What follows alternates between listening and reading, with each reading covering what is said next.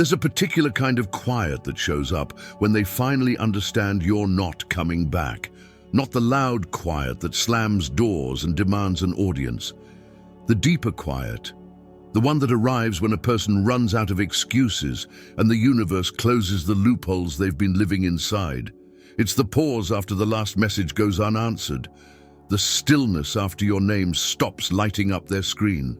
The moment they look around and realize the warmth they treated like background light was never automatic. It was you. Leo, you know this energy.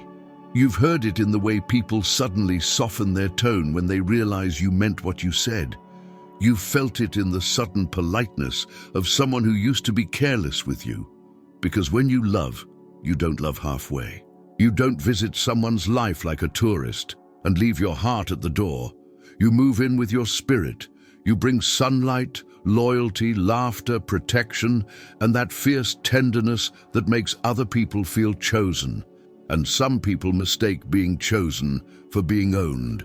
Here's what most people don't understand about you. Your pride isn't the problem. Your pride is the guardian. It stands at the entrance of your heart like a sacred sentinel, asking one simple question again and again.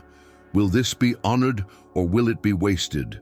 You can forgive, you can be patient, you can stay longer than you should because you remember the good in people the way the sky remembers dawn. But there comes a day when your soul stops negotiating with disrespect and your spirit whispers, enough. If you want more messages like this for your healing and your power, subscribe to Leo Zodiac. And in the comments, answer this. What is one thing you're done returning to? The moment they realize you're not coming back usually doesn't happen the day you leave. It happens later. It happens when they try to return to the old version of you, the one who answered fast, forgave quickly, and carried the emotional weight like it was your assignment. They reach for your old patterns, expecting them to open like familiar doors. They call your name, expecting the lion to come running, but you don't, because you learned something that changes everything. Love is not proven by how much you endure. Love is proven by how much you respect yourself while you give it. At first, they tell themselves a story to protect their ego.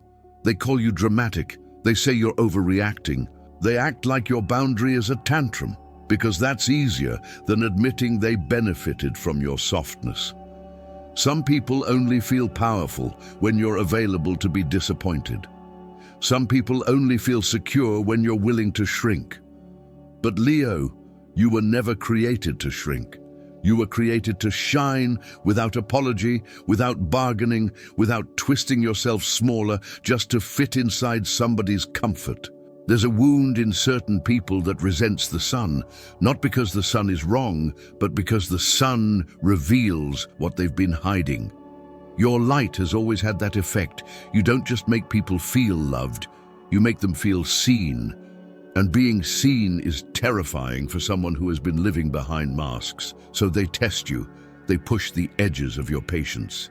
They try to teach you that your generosity is something they can mine without ever replenishing. They mistake your loyalty for permission. They confuse your warmth with weakness. And you, being who you are, try to correct the misunderstanding with more love. And for a while you let them, because your heart is royal, and royal hearts often believe their love can restore what others broke. You thought if you stayed softer, they'd become safer. If you explained more, they'd understand. If you gave one more chance, they'd finally rise to the love you were offering. But spiritual growth is brutal in its clarity. You can't heal someone who keeps choosing the same behavior. You can't love someone into integrity, and you can't keep setting yourself on fire to prove you're warm. The moment you stop coming back is the moment your energy stops chasing closure. It's the moment you realize you don't need a perfect conversation to be free. You don't need them to admit they were wrong for you to be right about your own experience. You don't need a confession, an apology, or a dramatic ending scene. Sometimes the most powerful ending is the one where you simply exit quietly, cleanly, with your head high and your heart intact. It's not coldness, it's clarity. That's when they start to feel it. Not as a lesson they chose, but as a consequence they earned. They feel it when something good happens and they reach for you, only to remember the bridge is gone. They feel it when they have a hard day and realize the comfort you gave them was not ordinary, it was rare. They feel it when they scroll through old conversations looking for the version of you who still tried. They feel it when they see you smiling again and the smile isn't for them. And the realization lands like a bell in an empty room. You were not a phase. You were not a convenience. You were a presence. Leo, don't underestimate how much your absence teaches people. Your presence is generous, but your absence is precise. When you leave, it's not to punish, it's to protect. It's to stop the leak. It's to stop offering your heart like a public service. You leave because you finally recognize the holy difference between compassion and self-abandonment. If this message is speaking to you right now, tap like on this video as a small vow to yourself, and in the comments share a 2-word check-in that describes where you are today, something simple and true, like growing quiet, choosing me, or no more. This is where the spiritual side of the moment lives, because when you stop coming back, you're not just leaving a person, you're leaving a version of yourself. You're leaving the one who confused being needed with being loved. You're leaving the one who thought loyalty meant staying even when you were being handled carelessly. You're leaving the one who turned your own standards into flexible suggestions because you hoped someone would finally meet you halfway. That Leo was not weak, that Leo was learning. When the universe decides it's time for you to evolve, it doesn't always send a teacher with a gentle voice. Sometimes it sends a situation that triggers your deepest pattern so you can finally see it. Sometimes it sends love that feels like home at first and then feels like hunger. Sometimes it sends someone who likes the idea of you but not the reality of your boundaries. And the lesson isn't don't love. The lesson is love yourself with the same intensity, because your heart is a sun, but even the sun has limits. The sun doesn't chase planets. It doesn't beg the night to stay. It rises because rising is what it does. And anyone who wants the warmth has to orbit with respect. Anyone who wants the light has to accept that the light reveals. Anyone who wants your love has to understand your love is not a toy, not a temporary thrill, not a convenience. It is a covenant, and covenants are not cheap. Here's what happens in them when they realize you're not coming back. Their timeline collapses. They stop believing they can delay accountability. They stop believing they can treat you like an option and still keep you as a safety net. They stop believing they can disappear and return without consequence. They stop believing your heart is a room they can enter whenever they want, leaving mess behind and expecting you to clean it. They start remembering the small things they ignored, the ways you made space, the way you tried, the way you stayed kind even when you were hurt. They start seeing the difference between someone who likes attention and someone who offers devotion. And here's what happens in you. You get your energy back. At first, it feels strange. You may even miss them, not because they were good to you, but because your nervous system got used to their pattern. You may reach for your phone out of habit. You may replay moments that were sweet, forgetting the moments that were sharp. That's normal. Your heart is honest. But don't confuse longing with destiny. Sometimes you miss someone because you were invested, not because you were aligned. Sometimes you miss the version of the story you kept hoping they would become. This is why their realization becomes your rebirth. You start hearing your own voice again. You start noticing how your body relaxes when you're not bracing for disappointment. You start remembering what it feels like to laugh without checking if someone's mood will punish you for it. You begin choosing spaces where you don't have to earn basic respect. And that is not small. That is a spiritual upgrade. That is your light returning to its rightful place, inside you, not spent trying to prove your worth to someone who kept asking for more while giving less. And yes, when they finally feel the loss, they will often try to reach back for what you were. They might send a message that sounds spiritual. They might say they've been thinking about everything. They might apologize in a way that feels poetic but avoids responsibility. They might promise change without a plan. They might call you the best thing that ever happened to them. And part of you might soften because you are not cruel. You are not made of stone. You are made of fire.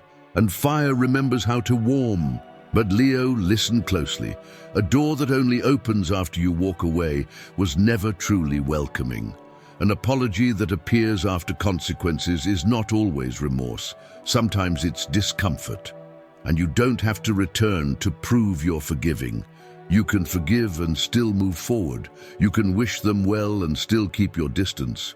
You can hold compassion without handing someone your crown. You can be kind without being available. Because your crown is not decoration.